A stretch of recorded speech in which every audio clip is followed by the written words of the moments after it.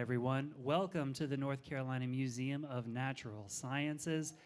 Please put your hands together and welcome to the stage the president of Wake Audubon Society, Dave Powell. All right. Well, good afternoon, everybody. I'm just going to say a couple words and then we'll get to the fun stuff. So I'm the president of Wake Audubon. We represent Wake, Johnston, Franklin, and Nash counties, and we have events all over those 4 counties. We're an all-volunteer-led organization. We, for 50 years, have been leading education, conservation, and advocacy efforts on behalf of birds and wildlife and the places that we live in. We want everyone to feel safe and welcome and be able to be their authentic selves when they participate with us. So our events are open and available to all who wish to participate, regardless of race, ethnic identity, physical ability, gender, sexual orientation, political persuasion, religion, age. You're all welcome. We have outings almost every weekend, and sometimes during the week. We have probably about 12 to 15 events every month. You can find out more about us on our webpage. We have a calendar of all these events. Another great way to find us is on Meetup. We have a very active Meetup group, and you can register to come on outings there. We have a monthly program event where we have experts come in and talk about birds and other wildlife.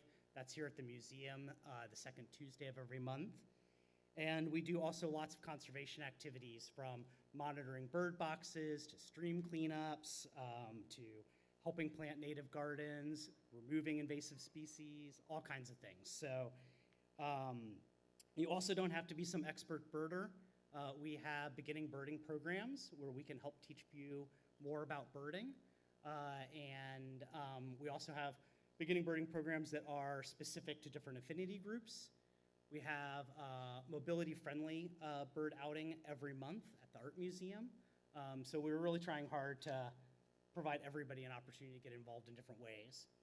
We have a spring plant sale going on right now where you can get 10% off. It's in partnership with the Field to Cottage Nursery. If you're interested in that, stop by the back table. We can give you the code. If you're a member, you should have gotten it via our newsletter. We also have some volunteer opportunities coming up to help support some different events. There's an invasive plant removal happening on April 14th. We're going to be at Ralston Blooms on April 26th and Cary Herb Fest on May 4th. If you're interested in volunteering with us for any of those events, again, stop by the back of the table. And because it's bird migrations right now, I want to remind everybody about our Lights Out program. We encourage everyone to turn their outside lights off from 11 p.m. to 6 a.m. So that birds can migrate more safely through our neighborhood throughout the migration season. So until May 31st, try and keep those lights dim overnight. And then lastly, we have a program here at Wake Audubon. If this is your first time joining us, we will cover the cost of your first year of membership. This includes membership in both the Wake Audubon Society and the National Audubon Society, and you can find us at the table and back, and we'll get you signed up. So please join us, and thank you for the museum for hosting us today and so many other days throughout the year. Thank you.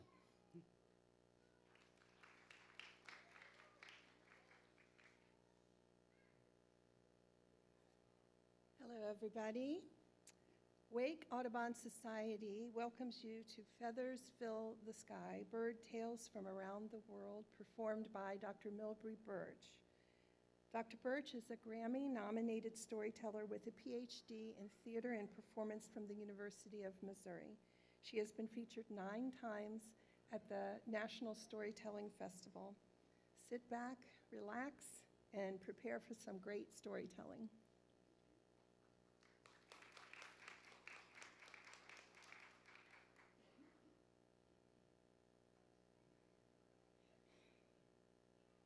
Good afternoon.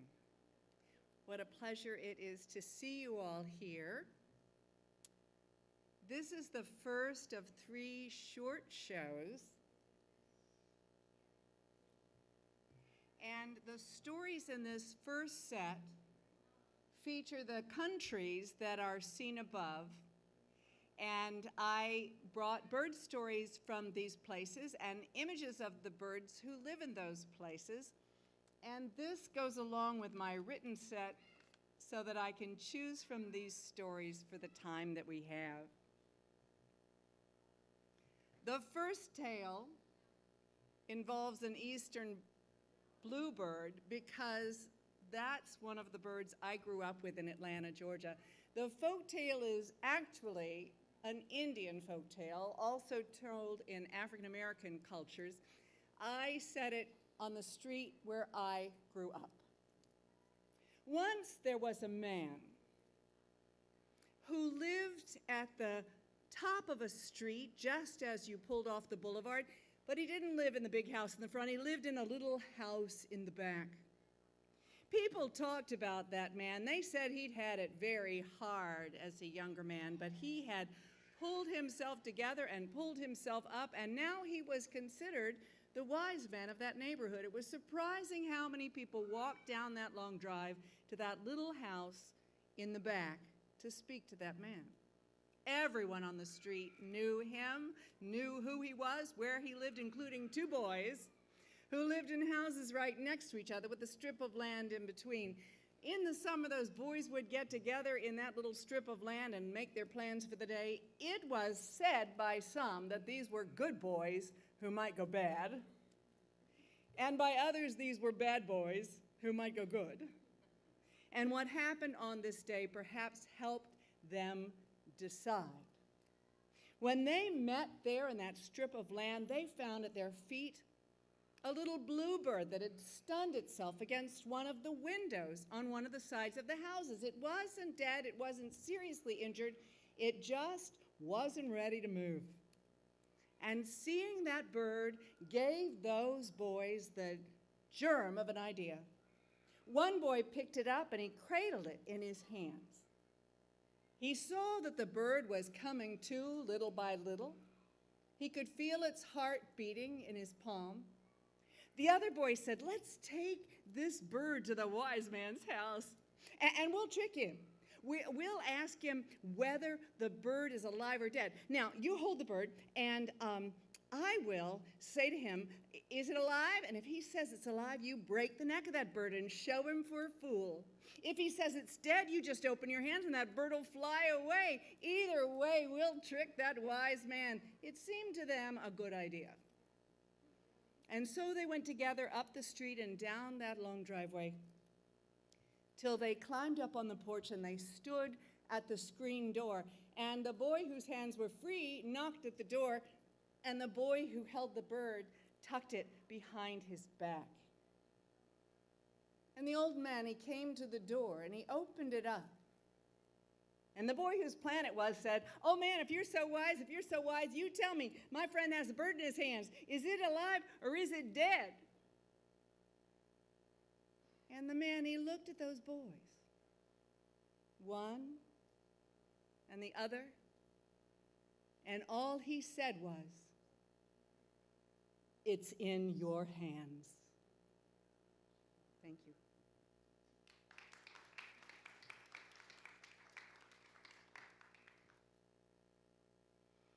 Here's a tale from Zimbabwe. It's on one of my storytelling recordings.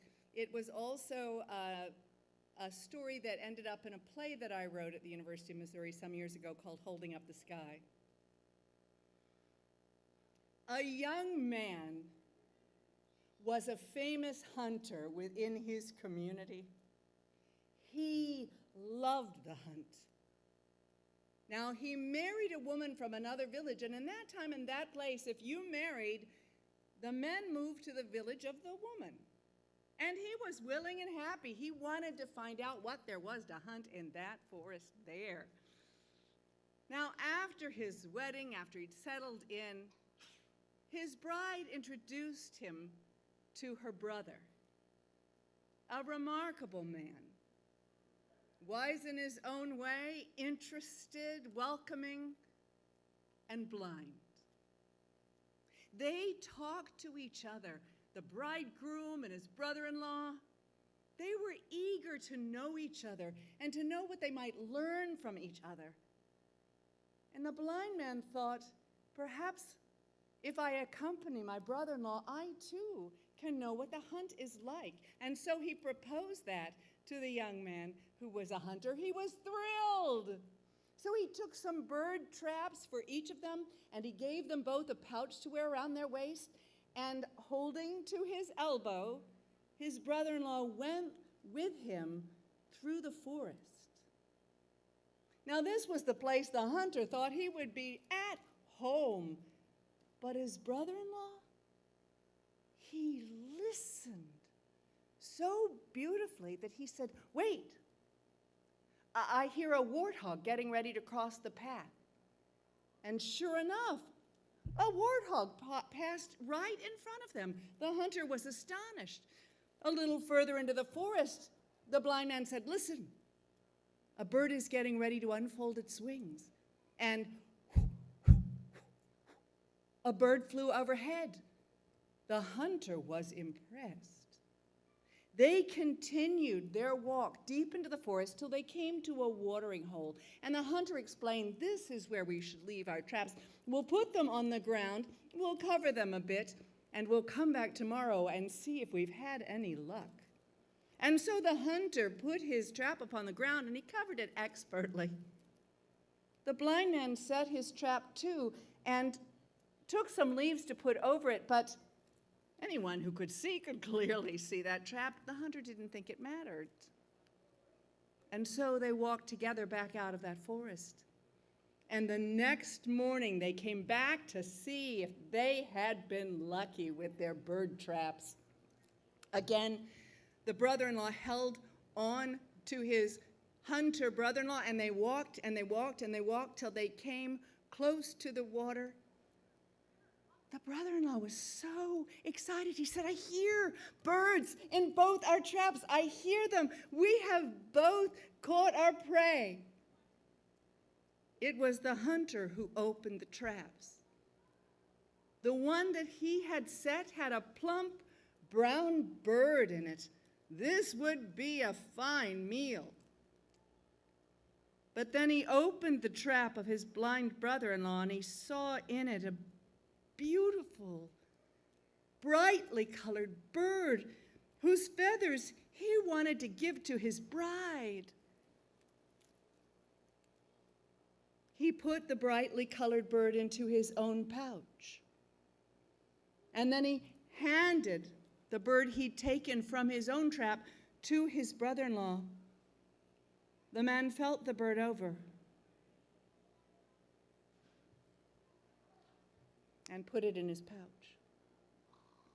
They walked again through the forest, and as they walked, they talked to pass the time. And seeing the wisdom that his blind brother-in-law had, the hunter said, tell me, why is it that men fight? And the blind man turned his head and appeared to look into the hunter's soul, and he said, men fight because they do to one another what you did to me back there at the pond. The hunter was astonished. He was ashamed.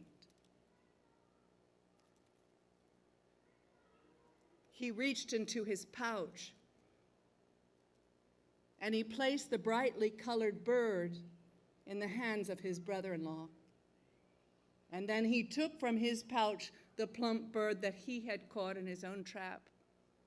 And the two of them walked along again in silence till at last the hunter could not stand it. And he turned to his brother-in-law and said, tell me then, once men have fought, how can they come back together? And his brother-in-law said, by doing what you did for me just now.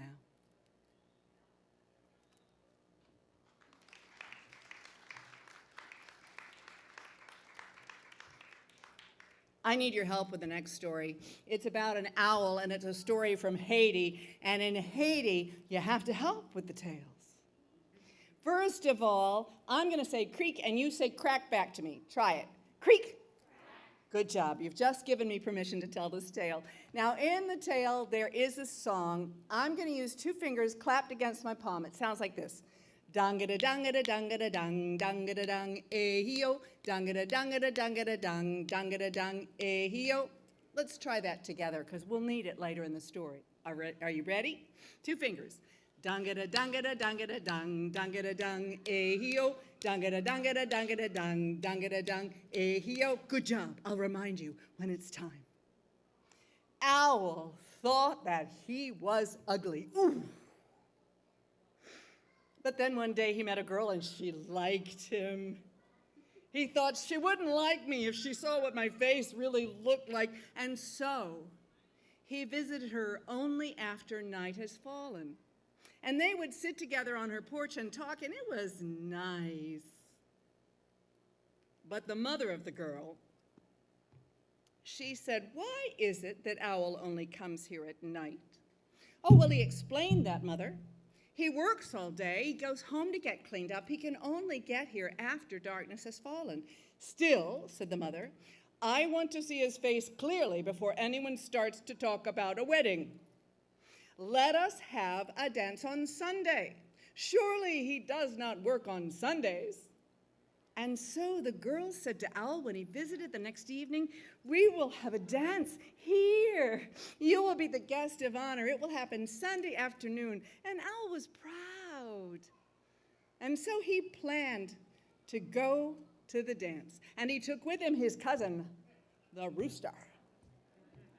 And as they rode along together, Owl looked at his cousin and thought, Rooster is such a handsome bird. As soon as the girl sees him next to me, well, she will want to court him instead. And so he said, Rooster, ride ahead and tell them I've had an accident. I'll be along after night has fallen. And so Rooster rode on. He got there. He introduced himself to the girl and all her cousins. He explained that Owl had had an accident, but he would be there later. And the dance began. And once darkness had fallen, wearing a hat down over his face, Rooster spotted his cousin, the Owl, getting off his horse. He saw him tying his horse in a distant place. He saw him with that hat crushed down over his face. He said, Owl! Shh, said Owl. I am trying not to be seen. Why are you wearing that hat down over your face? It's because, well, tell them that a branch struck me in the eyes, and even the light of the torches hurts them. And you go back to the party. Rooster did as he was told, and Owl, he stood in a corner, and he hoped that no one saw him. But the girl saw him. She took his hand and she said, Owl, let's dance. And they did. Are you ready? Here we go. Dangada dangada dangada dung, dangada dung, ayo. Dangada dangada dangada dung, dangada dung, ayo. Now Owl, he could dance. Here we go again. Dangada dangada dangada dung, dangada dung, ayo. Dangada dangada dangada dung, dangada dung, ayo. But he began to get nervous. He wanted to ask Rooster to crow when the sun rose, so he pulled away from the girl. He went to his cousin, who was dancing with all the other girls. Rooster, psst, Rooster, listen, you must watch for the sun, and when it begins to rise, please crow so that I know to go home. All right, said Rooster, and he went back to dancing, and so did Owl. Are you ready? Dangada dangada dangada dung, dangada dung, eh-hee-oh. Dangada dangada dangada dung, dangada dung, eh-hee-oh. And again, Owl got nervous. He saw that Rooster was flirting with the girls. He wasn't paying attention when the sun was rising. So Owl went close to where his horse was tied. He looked, and he saw that the moon was still in the sky. So he went back and danced again. Ready? Dangada dangada dangada dung, dangada dung, eh-hee-oh. Dangada dangada dangada dung, dangada dung, eh-hee-oh. And this time, when he tried to pull away from the girl, she said, Owl, stay here. Dance with me. And he did. Dangada dangada dangada dung, dangada dung, eh-hee-oh. Dangada dangada dangada dung, dangada dung, eh-hee-oh. And while they were dancing, the moon went down and the sun came up, and as light began to stream into that courtyard, the mother of the girl came up behind Owl and said, "Now we will see what your face looks like." And she pulled the hat from his eyes. "My eyes," said Owl. At that moment, Rooster crowed, "Go-go-go!" Covering his eyes, Owl ran and ran till he reached his horse, but the girl chased after him. When he got to his horse, he had to drop his hands to untie the reins, and for the first time, she saw his face clearly. She saw that it was wild. She saw that it was fierce. She saw that it was very, very handsome. "Ow! Go-go-go!" But Owlie jumped onto his horse, and he rode, and he rode, and he rode away. And he was so ashamed that he never came back. The girl, she kept his hat, and she waited. She waited a long time. But when he did not return, finally, she married the rooster. And she was happy. But sometimes in the morning when he would crow, "Go-go-go!" she would think about Owl and wonder where he was.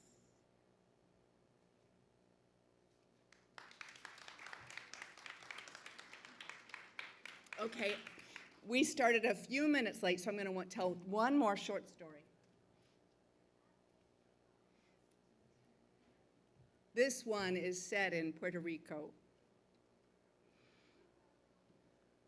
Once there was a poor farmer, though he didn't think of himself as poor because he had a wife whom he loved, he had children who loved him, and he had one other very special thing. He had a smart parrot for a pet.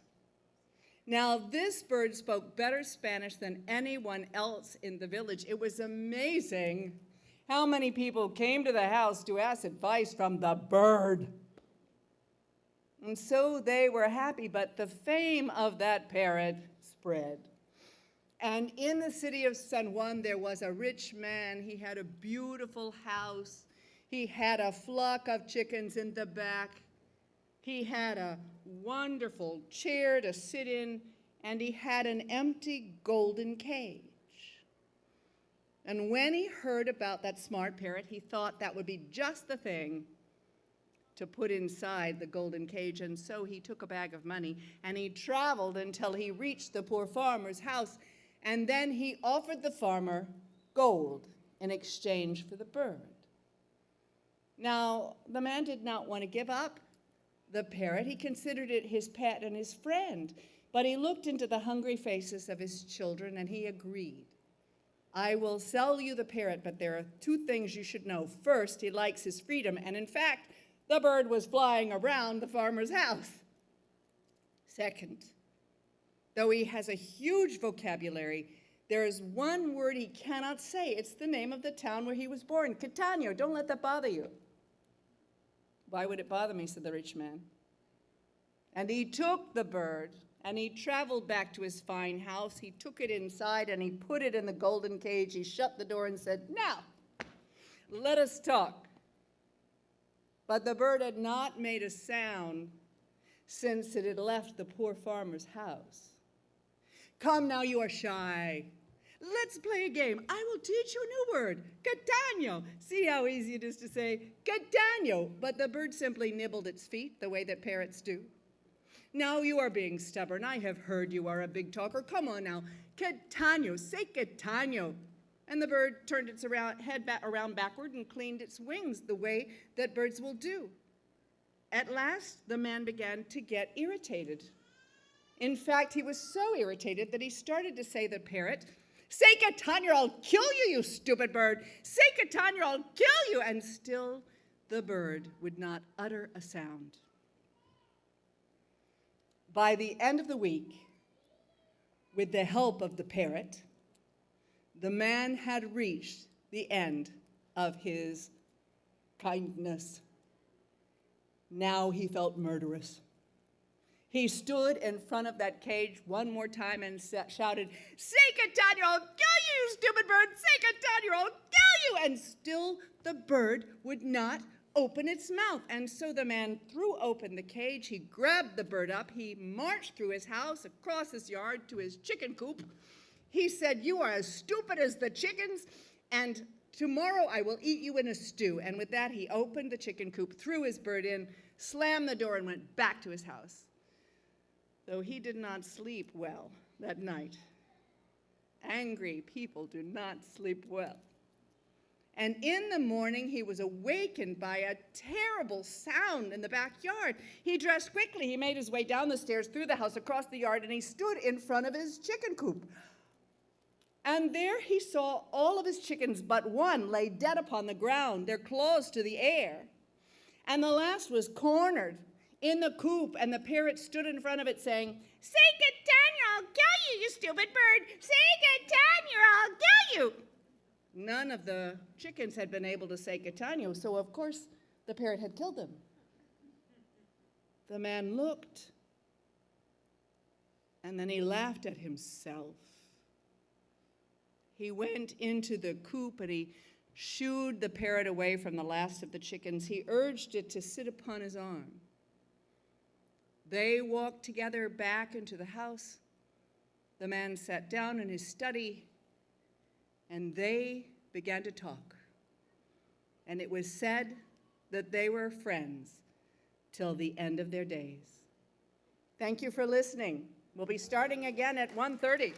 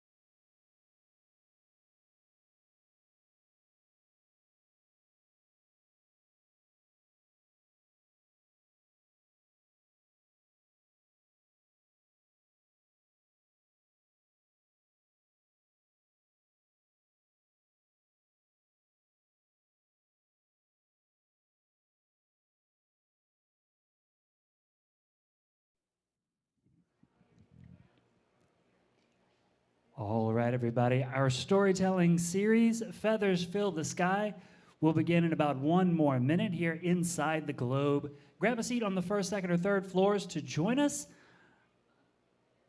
New stories beginning in about 1 more minute.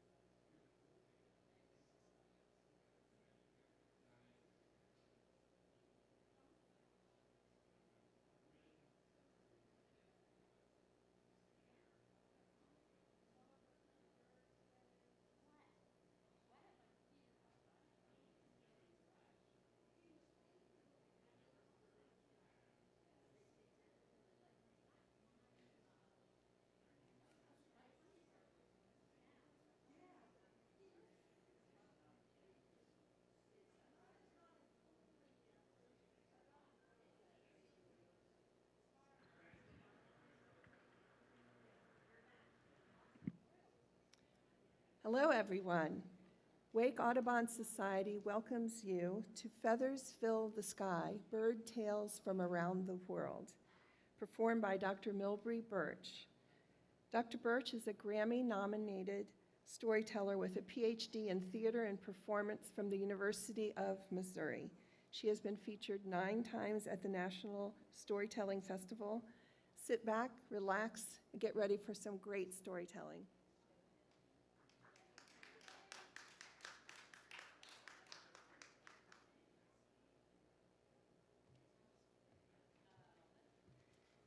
Hello again, or hello for the first time.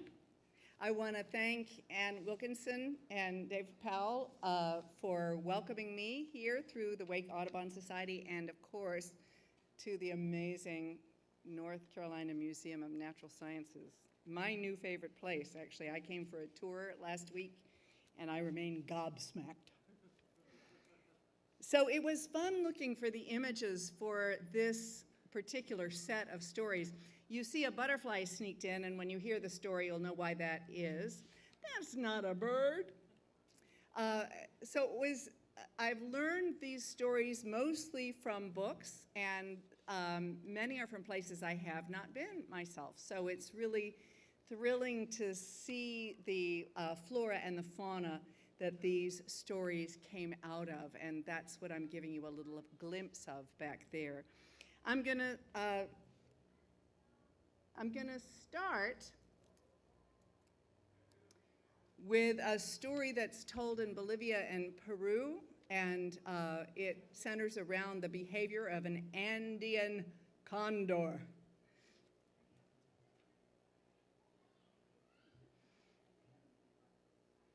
The condors rule the sky, living at the top of the mountains, but they fly over everything below. And once there was a condor who, flying down to the pasture lands, spied a shepherdess. She had dark eyes, a flock of lambs in front of her. Because it was still chilly that morning, she had a woolen cloak fastened with a metal clasp. And he had never seen anything so enchanting in his life. So the condor turned himself into a man. And eventually he walked into her field. And he spoke to this young woman and said, "Aren't you lonely out here in this field with nothing but the little sheep?" "I'm not lonely," she said. "I love it here in the field, and the lambs depend on me, as does my mother back home." "Your mother back home?" "I too have a mother back home. I would love for you to meet her. I would like to be your sweetheart." And the condor man was actually quite handsome in that form. But she said, I am not looking for a sweetheart. I like living here, down in the pasture lands.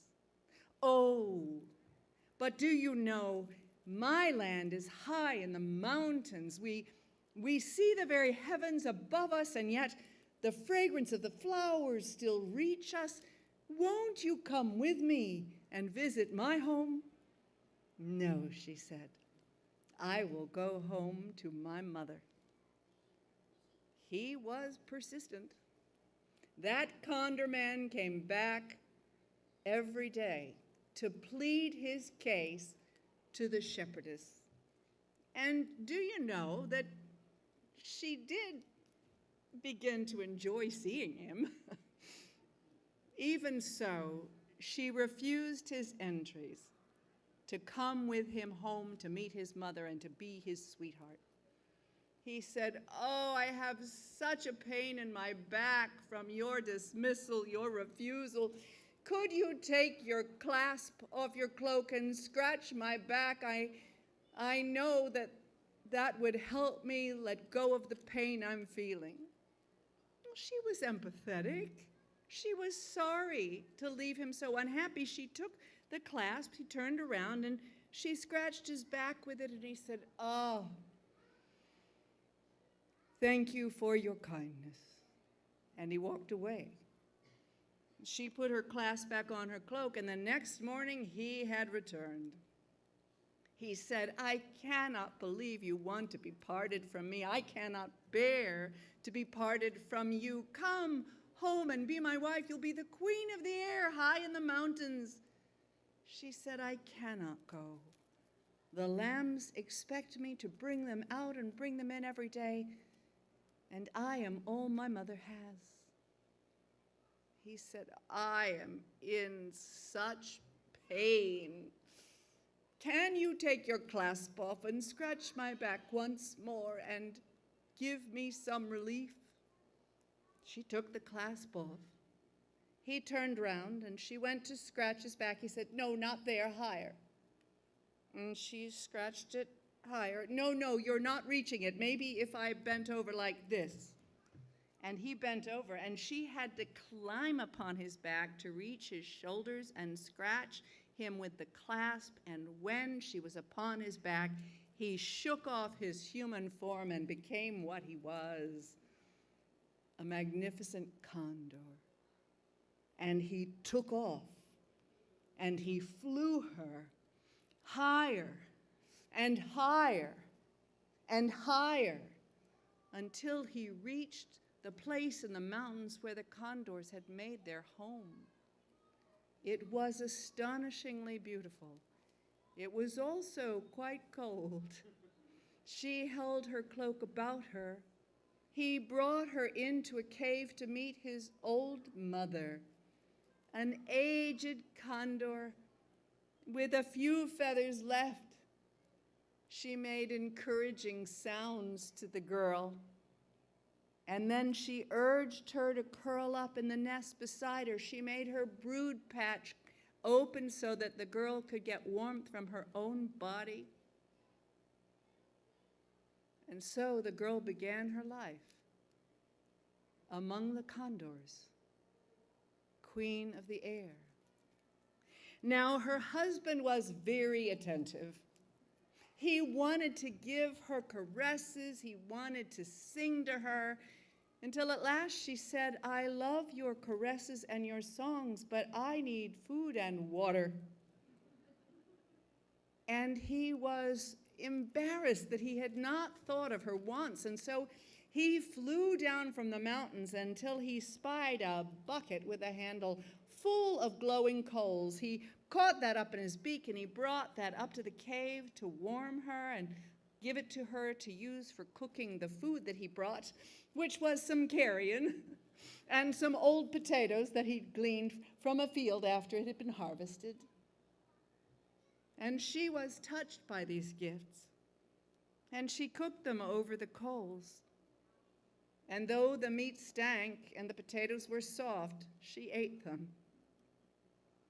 And in time, she began to sprout feathers all over her body. And she began to miss her mother. And so she was sad.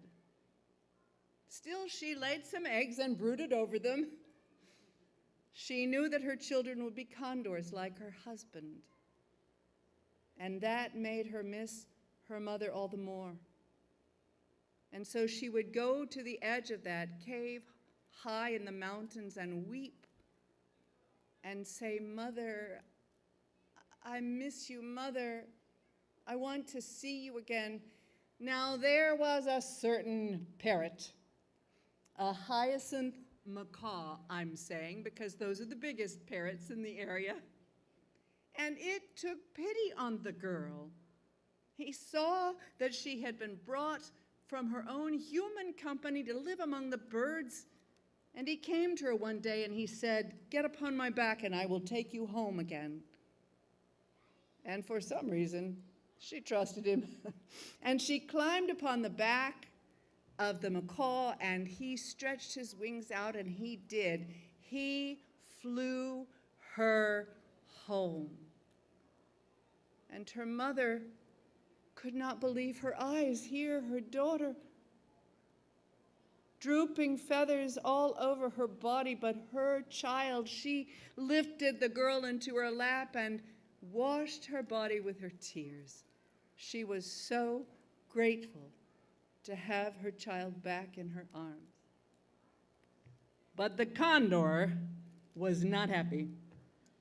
And when he learned that this parrot had carried his wife away, he flew through the sky searching for that bird. And when he saw that parrot, he opened his beaks and swallowed him whole.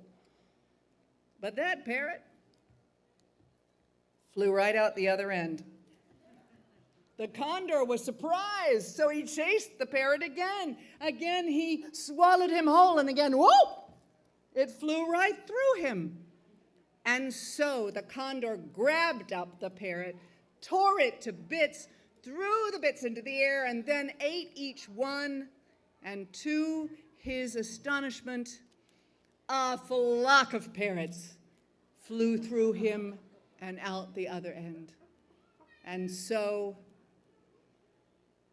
he went back to his home alone. And the parrots were delighted to have such good company. The condor would sit at the edge of the cave and weep black tears, and each one became a butterfly. Thank you.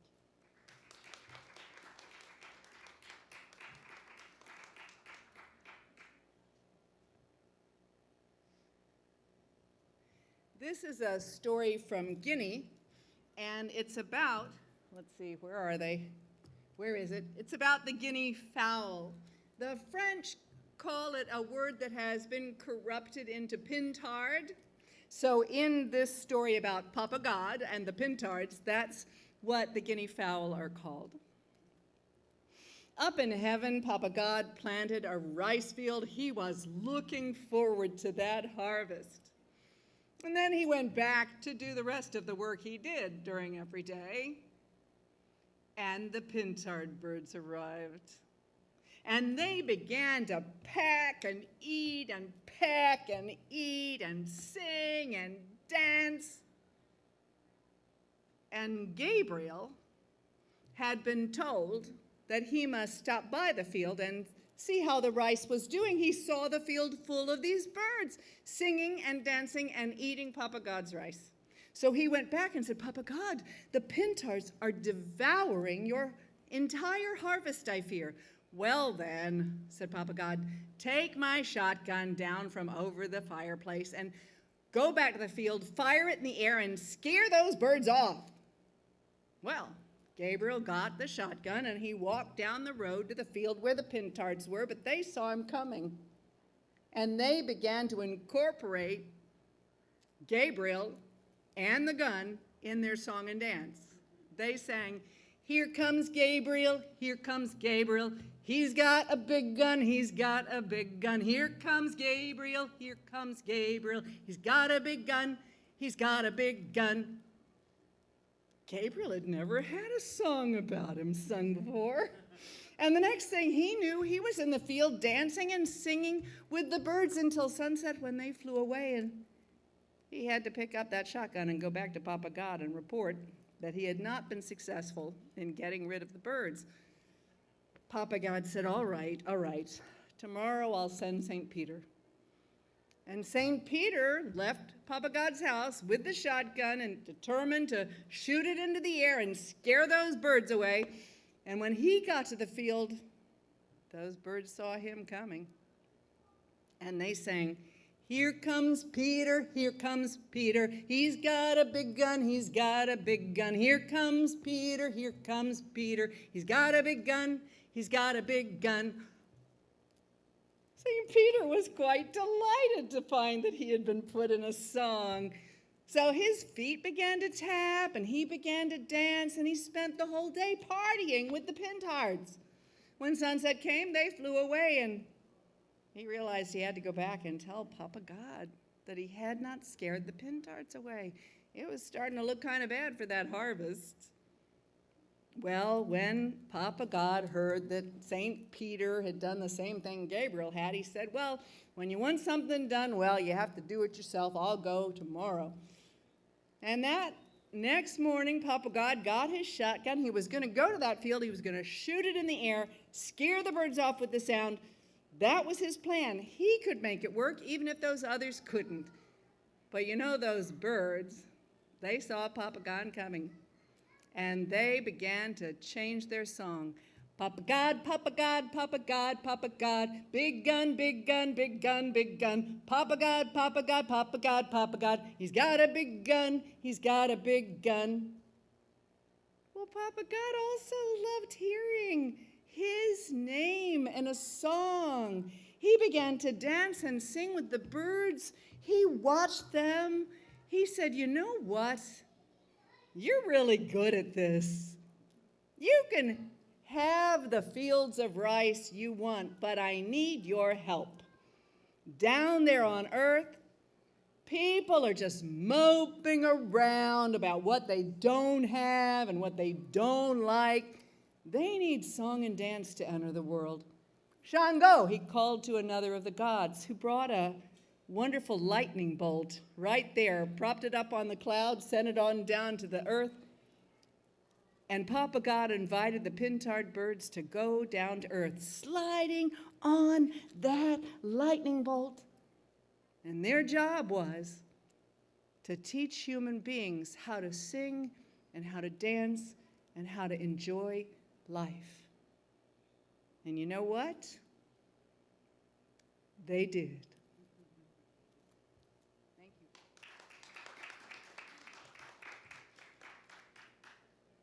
Okay, one last quick story. Though there is another set with different stories. This tale comes again from Haiti. And it has, nope, I guess I don't get to tell that story during this set. Maybe it's on the other. Let me see. I have to trade it with something because I don't see the bird. Nope. Oh, that's the story I get to tell you. In Romania, there was a mother partridge, and she laid 3 eggs, and she hatched them all in a cornfield. And they were safe as long as the corn was standing, but when it came time for the corn to be harvested, their nest was going to be discovered. And so she said to her hatchlings, "We must fly away from here. I will take you one by one." And so she tucked up the first of her little birds in her down about her breast, and she flew and flew and flew until they reached the end of the land, and they stopped overnight in a tree, and she said, "We must cross the ocean to find a place where we can thrive. See how much a mother loves her children and cares for them. And the little bird said, I will care for you, Mama, when you are old. And you'll be surprised, perhaps, to know that this response chilled her heart.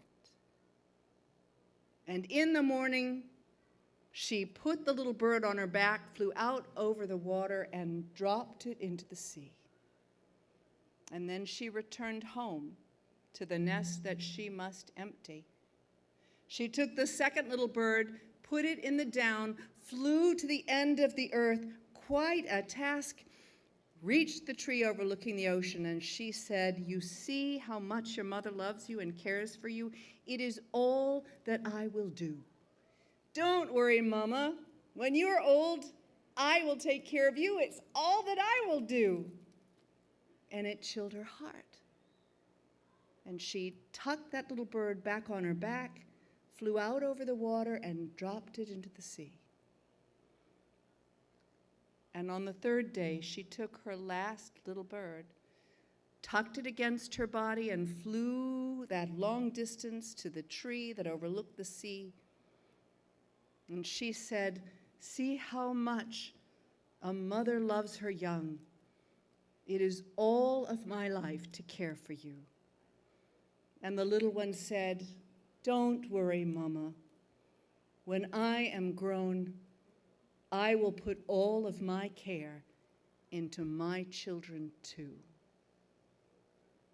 And her heart was glad, because that meant there would be more partridges in the future.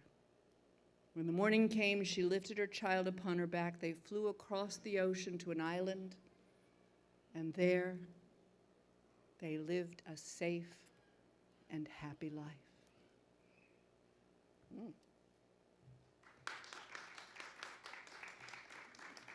The end of that story, it says, this one she carried out of the tree and across the ocean because he was willing to tell her the difficult truth. Thank you for listening. We'll be back at 2 for one last set of different stories. We'll be happy to see you again, or just go explore this amazing museum. Thank you.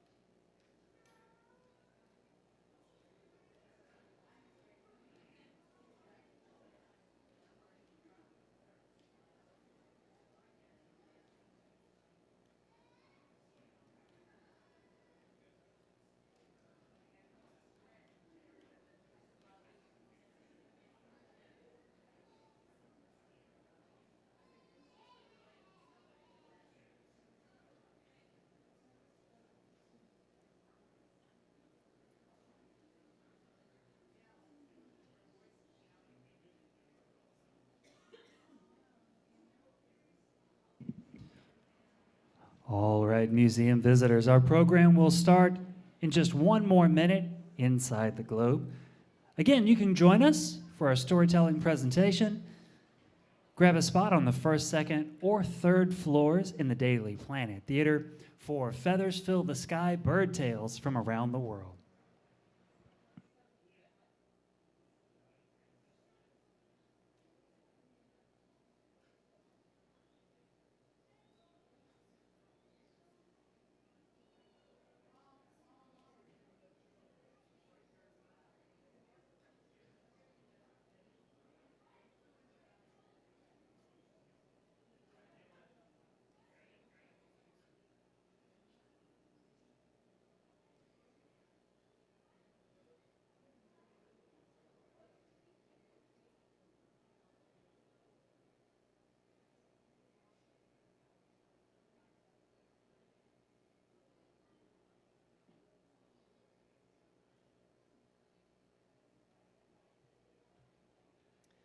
Hello, everyone, and welcome. Wake Audubon Society. We have a storytelling by Dr. Milbre Burch. Dr. Burch has her PhD from the University of Missouri in theater and performing. Sit back, relax, and get ready for some great storytelling.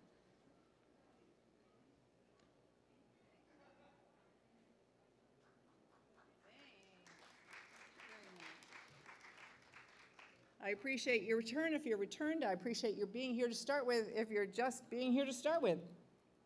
I have 3 or 4 stories I want to share with you. This bird here flew off the last slide and has been hiding from me on this slide, so we'll have that story.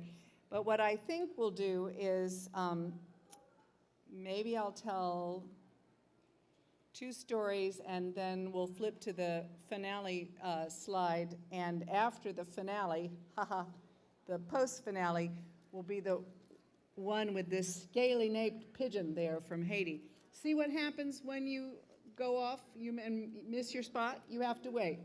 So.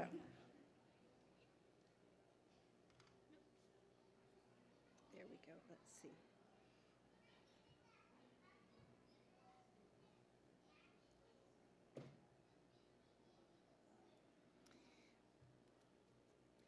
This story actually comes from China, and the way I learned it, the bird was a hummingbird.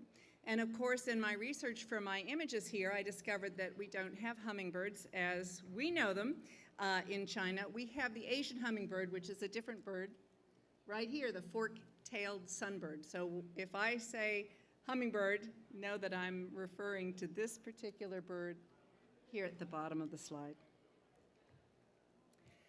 An elephant was walking on a path. He went to lift his foot, and he saw on the path a little hummingbird stretched out on her back, her wings on the ground, her feet to the air, and he said, "What are you doing there? I almost stepped on you." "Well," she said, "I heard that the sky is going to fall today, and so I'm here to catch it." The elephant said, "You're just a little ball of fluff and feathers. You think you can catch the sky?" "No, not by myself. But each of us must do what we can do. And this is what I can do." Whether or not the elephant stopped to assist the hummingbird in her task, if you look up, you see the sky is still there. Thank you.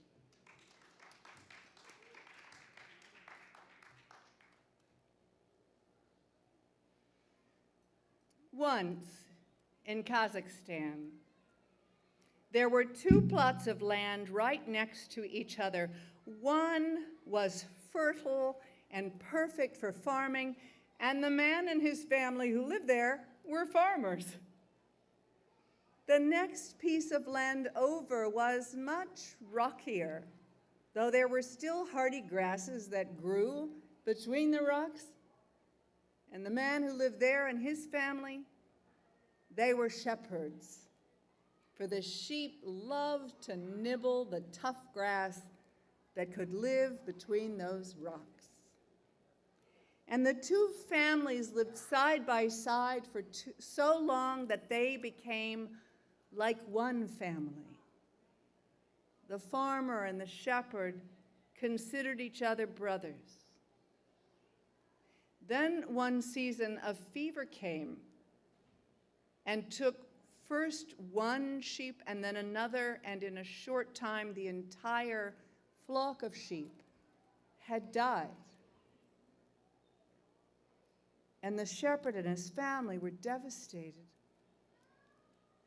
He went to his friend the farmer and said, "I have come to tell you goodbye. With our sheep dead, we have no way to make a living, and so we will go to the city, and if we have to, we will beg." "No," said the farmer. "You are like my brother. I want you and your family to be able to stay here. We will divide my land in half, and we will each farm half of the land. It is so fertile. You will make enough money to buy new sheep, and you can start again right next door, and we don't have to be parted."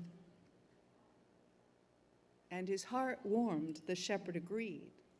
And so they drew a line between the two plots of land on the farmer's side, and they both went to work, and the shepherd worked as hard as his benefactor, and was surprised one day in a corner of the field when he was digging to make the ground ready.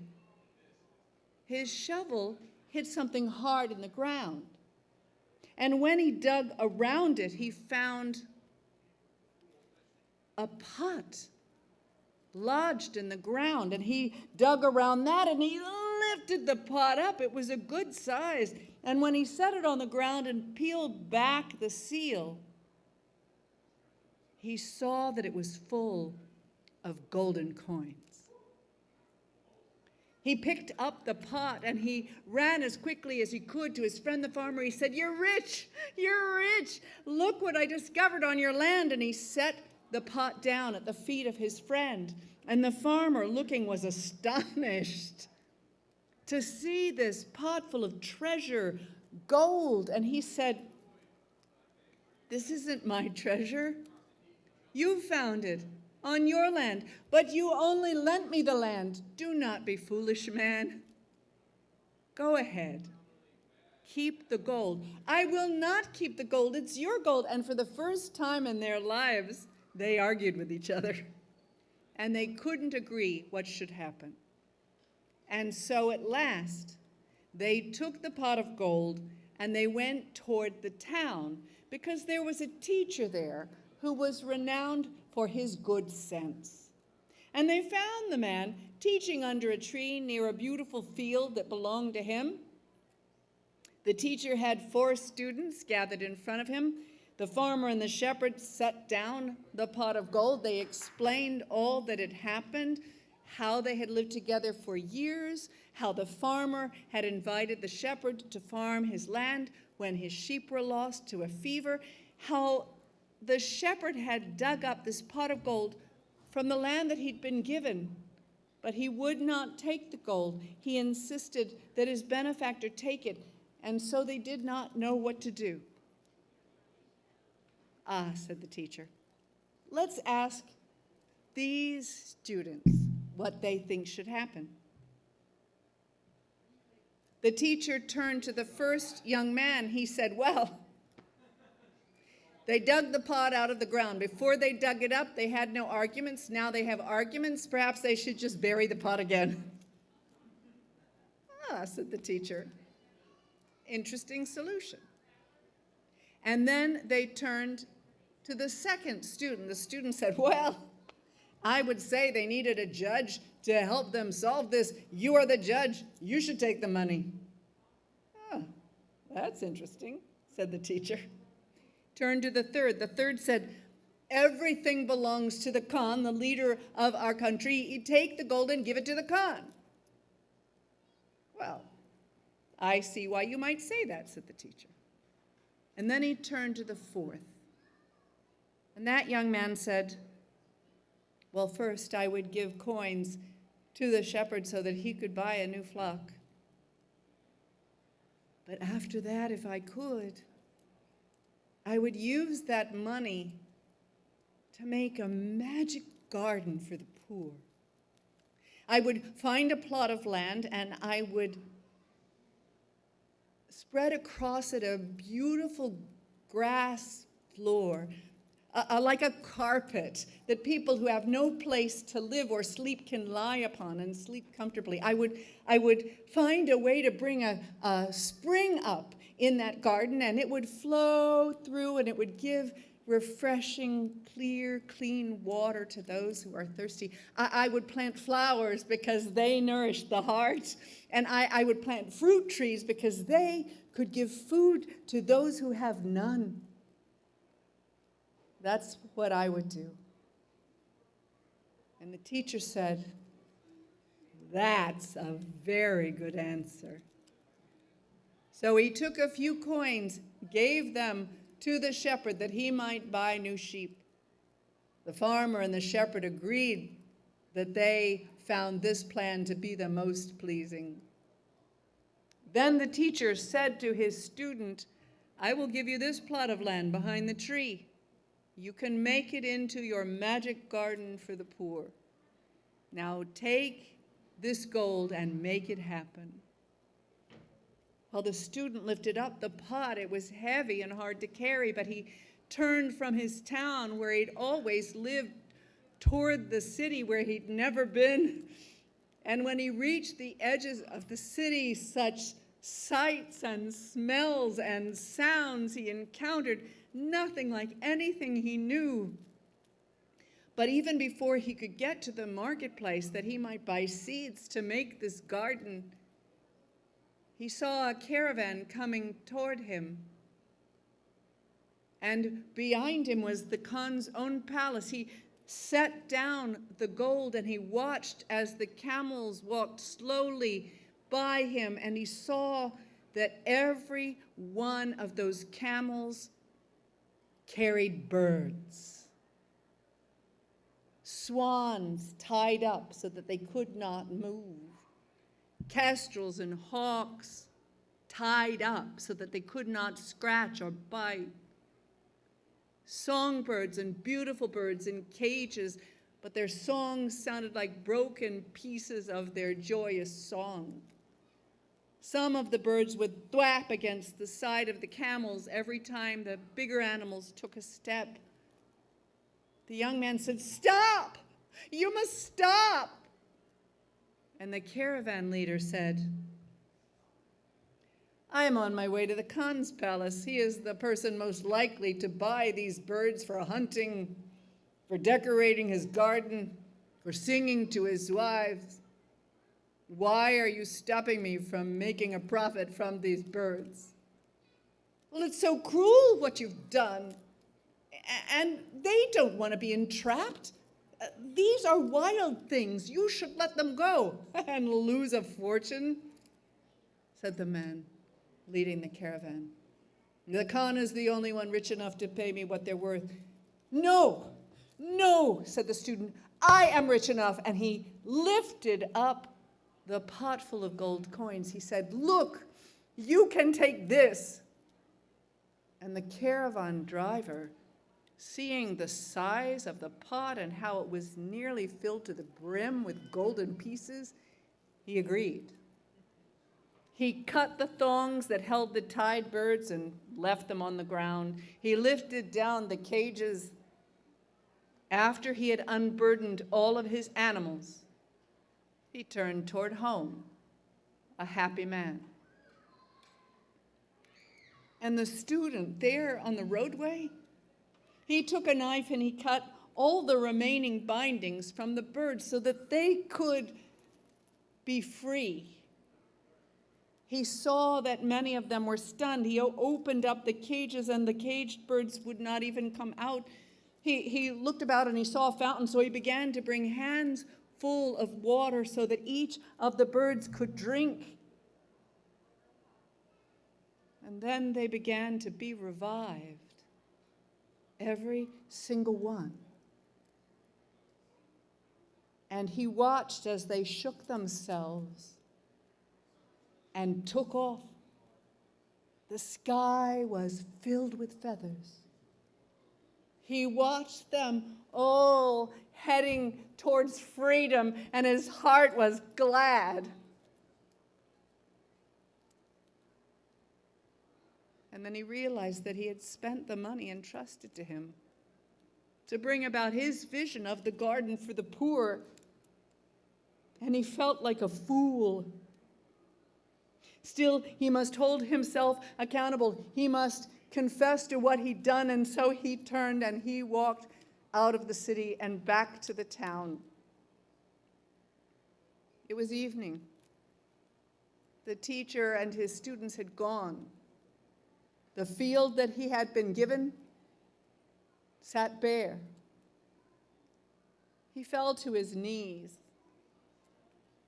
realizing that he did not bring home the seeds to make the garden, and he had no money to buy those seeds now, and he wept. And then he heard the fluttering of wings all around him, and all kinds of birds landed on that field. And they said, "We've heard about you, and we are grateful." And so the birds began to peck and claw the ground to make it ready for planting. And the ones with the biggest wingspans flew to all the reaches of the earth to bring back seeds. And they planted those seeds before his astonished eyes. And then one of the biggest, perhaps it was a steppe eagle, carved a spring out of the ground, and water began to flow across that field. And with the seeds planted and watered, the birds all stood at the edge of the field and began to fan it with their wings and blow upon it with their moist breath, and grass began to rise all over that field until it was a green carpet from start to finish. And then flowers began to break ground and come up, and they let loose their fragrance and their beauty, and trees began to grow from the ground. And while the student watched in astonishment, they leafed out, they flowered, they bore their fruit, so that before his very eyes there was what he had envisioned: a magic garden for the poor. But word began to spread, and those who had much and wanted more began to head towards this amazing field of flowers and fruit trees and grass like a carpet and cleaner water than any place else in the land. But as those who had much and wanted more approached the field, on all four sides a stone wall rose up to block their path, and in one wall an iron gate which closed with 7 locks, 1, 2, 3, 4, 5, 6, 7, so that those who had much and wanted more could not enter it. One man tried standing on his horse and reaching over, and then he fell down to the ground, and he got up glad that he had broken nothing and limped away with his horse following. And then those who had little or nothing, on foot usually, came walking toward the garden, for they had heard. And the gates, the locks opened, 1, 2, 3, 4, 5, 6, 7, and those who were needy came inside. The ones who were tired lay down upon the grass. Those who were thirsty could drink from the spring. Those who needed their hearts lifted could smell the flowers and see their beauty.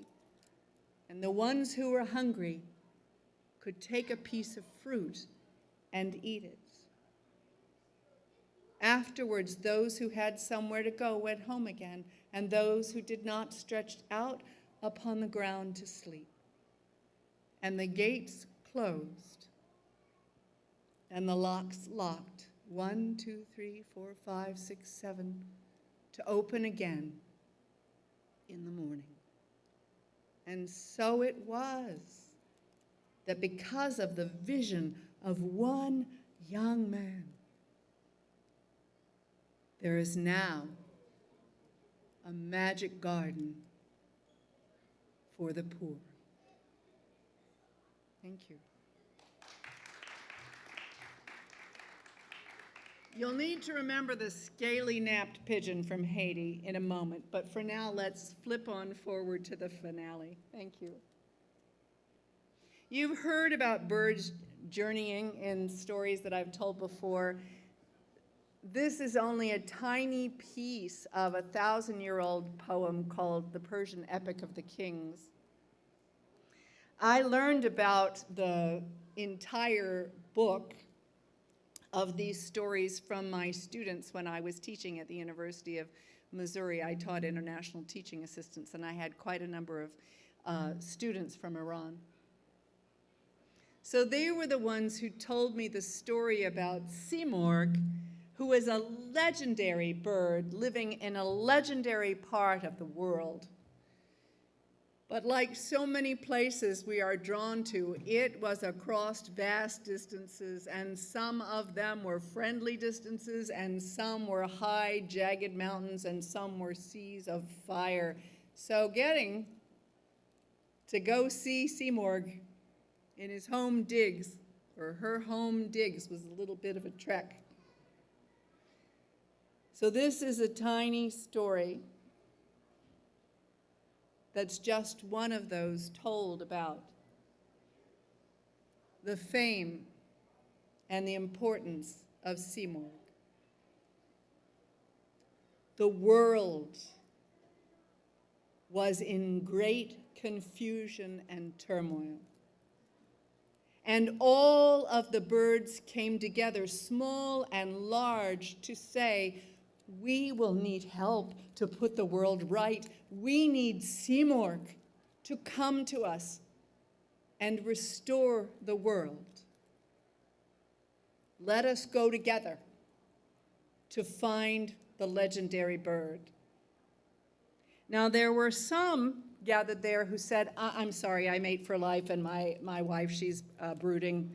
You know, I can't go. And there were others who said, I think it's really a long way, and I have just little wings, so I'm going to stay home. But most of the birds of the world sent someone from their flock to go. And the birds took off, and they flew across lands they knew and lands they had never heard of. They flew over jagged peaks and flaming deserts, and along the way there were those who lost heart and turned around and went home. There were those of great heart who died during the journey. And by the time these representatives of all the bird tribes of the world finally reached that legendary place, there were only 30 left. 30 out of all those who had spoken of going on this journey. And that's when they learned that the word Simorg means the 30 birds, and that they were the ones who must work with others to restore the world. And that's what they did. May we all be Simorg. One last story, thank you. This is a favorite story I've told in many times in many places. Little tiny story, but it has a part for you. It's another Haitian tale, so we'll crack it into existence. Creek? Good job. Thank you very much. It was the time of year when all of the pigeons fly from Haiti to New York City. And the animals all gathered on the beach to watch them go. Now, Turtle was jealous. He wanted to fly from Haiti to New York City, but he had a problem. What do you think his problem was? Yes? He can't fly. You're exactly right. But Turtle had a friend who was a pigeon, and she said, well, Turtle, there is a way you can fly with me from Haiti to New York City. What is it? What is it? What is it? Well, I could hold a stick between my toes. You could, and you could hold that stick. I could. And if you can keep your mouth shut, I can, then you can fly with me from Haiti to New York City. Let's do. So they did. Pigeon grabbed a stick between her toes and held it tight, and Turtle, he took a bite. And Pigeon took off, and she flew higher and higher and higher. And Turtle, he flew. Now, I told you the animals that all gathered on the beach, and when they saw the pigeons overhead, they all cried out, goodbye, pigeons. Let's do that together, shall we? Are you ready? Goodbye, pigeons. Well, then they looked and they saw Turtle was in the sky, and they said, look, Turtle's going too. Let's try that. Look, Turtle's going too. And when they finished laughing, they all cried out, goodbye, Turtle. Let's try that. Goodbye, Turtle.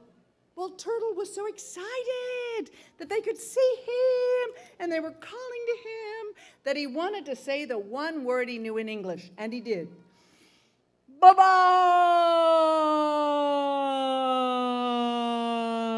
He opened his mouth and let go of that stick and fell down, down, down, till he hit the water with a splash. Now, many people say that that's how Turtle got his cracked shell. But everyone knows that that's why there are pigeons in New York City. And Turtle, he is still back in Haiti. And that story's called Bye-Bye. Thank you so much for coming today. Thank you for having me.